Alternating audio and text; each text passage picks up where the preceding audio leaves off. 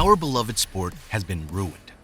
A sport that was known to give smaller natural athletes meticulous technique to defend themselves and win against bigger opponents has now been overrun by big monstrous men who gain so much strength, power, and muscles by doing the most forbidden exercise in sports: juicing. Generally, do ADCC and does jiu-jitsu test? It's actually encouraged. They don't test? There's no testing? They test to make sure we're on steroids, because obviously it's a big show for the UFC Fight Pass. Do you think using steroids in that kind of context in sports is wrong? I like to assume everyone's on steroids, and I have to feel bad about using steroids myself. Yeah. Everybody, there's a lot of steroids in sports, but even more in jiu-jitsu than MMA, even more. When you get to the higher levels, almost all the competitors are on it. I find it very objectable when I see local tournaments and somebody's on it. It started with smaller BJJ competitions that didn't drug test their competitors. Now, two of the biggest BJJ competitions in the world did not conduct drug tests, making PEDs free for all and sundry.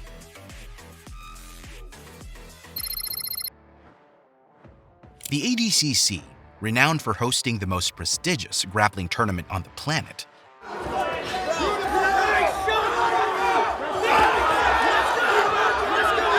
gathers the crème de la crème of grapplers worldwide. Exciting, right? But here's the jaw-dropper. They don't conduct drug testing. You see some of the most jacked guys coming in and competing in these events. There's no drug testing at all, right? No drug testing. I keep trying to get Mo. I'm like, Mo, at the rules meeting, can you please just stand in front of everyone and be like, I would like to announce that we are drug testing this year, just to see the crowd reaction. It'd be hilarious, right? Yeah, everybody would fall out. Can we get a picture of a guy called Muhammad Ali, 265 abs, just terrifying looking human being. I'm not speculating here, but I mean. It gets darker for jiu-jitsu as we turn to the International Brazilian Jiu-Jitsu Federation, IBJJF.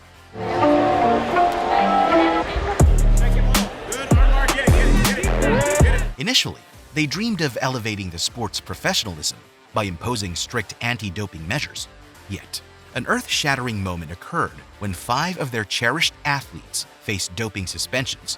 Guys, let's talk about the biggest drug bust in jiu-jitsu history. 5 athletes tested positive for the No-Gi Worlds in December in California. And they are not the only ones. The IBJJF's youngest black belt champion, Mika Galvão, as the clock winds down. It is over. The match is over. Who competed in June 2022, took the USADA drug test and failed woefully to a drug, clomiphene. A young black belt world champion has failed his drug test. So obviously, big surprise, Mika Galvão has failed his drug test. He would have been the youngest black belt world champion in history. He has failed for clomiphene. Since most of your favorite athletes were juiced, IBJJF hit the brakes, reassessed their stance, and took a daring leap. They decided to become an untested organization, taking a page from ADCC. Starting from June, ADCC will no longer be testing athletes in any of their competitions. It doesn't get better. Even the GOAT and limelight of BJJ, Gordon Ryan, is not far away from PEDs. So what's the way forward? Unlike BJJ, the fight for fair competition among athletes has been a #1 goal for other combat sports. Wrestling, whose governing body is UWW, United World Wrestling, has the International Testing Agency as its independent anti-doping body responsible for taking athlete samples and testing them for banned substances. Although there is some scandalous drug use in judo, it doesn't change the fact that judo is against drug use, and there have been sanctions for athletes caught. Same goes for wrestling. In the martial arts community, the UFC took it a step further and decided to call in the services of USADA to take care of its anti-doping issues. Before USADA, there was talk of certain camps that would hire guys who knew testing. They would figure out ways to taper off but still keep your gains and make sure that you didn't test positive at all. After several scandalous acts of test failure by UFC fighters, the UFC decided it was time to eliminate PEDs for good. Ever since 2015, the UFC, in collaboration with USADA, has been testing all fighters on the UFC roster, both inside and outside competition. After 10 PFL fighters failed drug testing, PFL saw it was time to engage the experts, and USADA was called to action. By the end of the year, the USADA testing pool would be made available to all PFL fighters.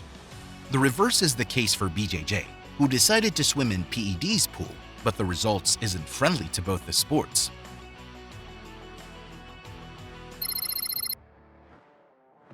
For any sport seeking broad acceptance, notable stars like Gordon Ryan are undoubtedly essential. Gordon Ryan, who's the greatest grappler of all time, openly admits taking performance-enhancing drugs. Openly talks about it because everybody's doing it. And he's just honest. He's just like, yeah, I take them. Everybody's taking them. They're not illegal in our sport. And if you look at him, he looks like a guy who takes performance-enhancing drugs. He looks like a fucking Greek god. But you can't look at him. That's Gordon Ryan. I mean, not only is he the greatest... He looks like Zeus. He's the greatest of all time, and he's only 27 years old. What is that he spray paint his beard? No, he died. He bleached blonde his hair. Yeah, he looks like Zeus. He looks like he could be the lightning bolt. But look at the fucking build on that guy. They breathe life into the sport, drawing in fans and fueling its popularity. But that's just one aspect of the puzzle. To truly thrive, BJJ must be built on a foundation of integrity and clean competition. The story of the UFC provides a valuable lesson in this regard. When the promotion joined forces with USADA for stringent PED testing, it cemented its credibility and that of its fighters. My name is Jeff Nowitzki. For the UFC, I oversee our anti-doping program, independently administered by USADA. A few years ago, we looked at the program and said it's unfortunate, usually when an athlete tests positive. But if you look at our program, we're approaching now 30,000 individual tests, and with a positive percentage rate of less than 1%. Skeptics feared a decline in performance, but their worries were unfounded. Instead, the sport flourished, achieving global acclaim alongside soccer and Olympics. Credibility is the bedrock of any professional sport. To break free from its niche market, BJJ must confront the issue of doping head-on. Major brands shy away from associating with controversies, and the shadow of PEDs tarnishes the sport's image. Cleansing BJJ isn't merely a choice, it's a necessity for sustainable growth. Being left alone in this charge is the United Kingdom Brazilian Jiu-Jitsu Association, UK BJJA, who introduced PED testing at their events. This bold move signals a commitment to preserving the sport's purity and securing its future. Speaking of the future, the quest for quick success and breakthrough in jiu-jitsu had shielded the eyes of jiu-jitsu fighters from the effects of jiu-jitsu. PEDs undoubtedly offer tempting advantages to practitioners. By incorporating these substances into their training, athletes can experience remarkable increases in muscle mass, enhanced strength, improved endurance, and faster recovery times. The result? Elevated performance levels in competitions, granting those who use PEDs a tangible edge over their clean counterparts.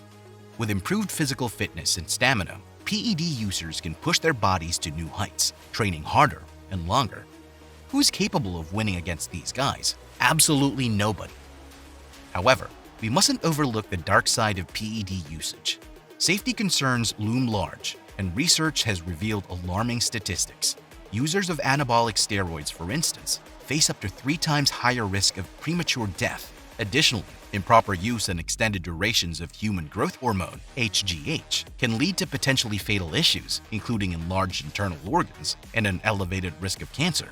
In jiu-jitsu, some of the most commonly employed hardcore PEDs include testosterone, estrogen-based anabolic steroids, and peptides. While not every PED user may experience severe health consequences, there is a significant risk that BJJ athletes may shift their focus away from technique, skill, and fight IQ, relying solely on increased strength and power. Health first. And also, if you're on steroids, I can respect your jiu-jitsu, but I don't trust your jiu-jitsu. Why? Because how do I know what part of it is strength, chemical enhancement, and or is it your jiu-jitsu? Such a shift could undermine the essence of jiu-jitsu, which lies in the artistry of technique, strategy, and finesse. Everything isn't all dark and gloomy in the sport, as there are some athletes who have tested clean for PEDs and stand against it. You know, I never try to throw shade towards specific people. You know, my brother and I, we've always, fought clean. That's the way we'll fight forever. And, we like to speak on that, to try and encourage, the next generation to do the same. It's up to guys like me to kind of separate us from the dirtiness, the filth of the steroids. With a love of PEDs in jiu-jitsu, it is highly unlikely that jiu-jitsu will be accredited for Olympics. Who would compete at the highest level when there is a free ticket to be juiced? Who could be the icon of hope for a fair sport when the legends of the game deemed steroids as the new wave?